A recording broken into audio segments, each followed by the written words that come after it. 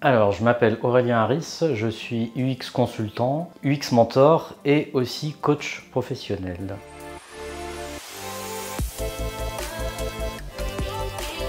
C'est par définition un moteur de changement. Dans UX, il y a expérience. L'expérience, c'est ce que vivent les utilisateurs. Et le fait de concevoir des expériences, même si pour moi c'est quelque chose qui se fait en collaboration avec beaucoup de services différents dans une société, ça permet clairement de changer leur quotidien.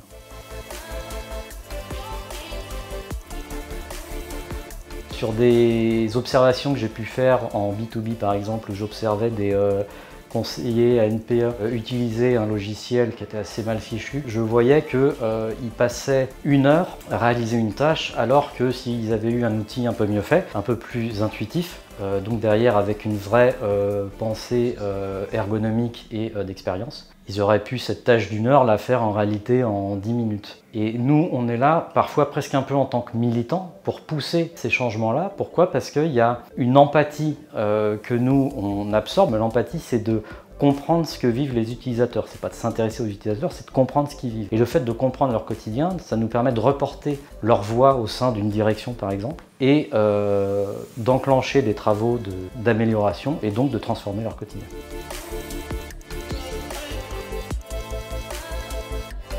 Alors moi, ce qui me passionne le plus dans mon travail, c'est le rapport à l'humain. J'ai été pendant des années développeur front-end, ensuite un peu graphic designer, mais pas beaucoup parce que c'était pas quelque chose dans lequel j'excellais. Et quand me suis rendu compte qu'il y avait dans les métiers du digital une partie qui s'intéressait particulièrement à l'humain, à leurs ressentis, leurs émotions, leur stress, leur joie même, j'y suis tout de suite allé et c'est vraiment ça aujourd'hui qui m'intéresse. Donc principalement la partie de UX Researcher.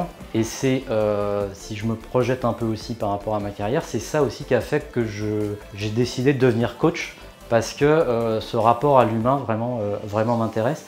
Et je pense malheureusement qu'il n'est pas assez mis en avant dans beaucoup de process, dans des boîtes, dans l'UX, et je milite fortement pour améliorer ça.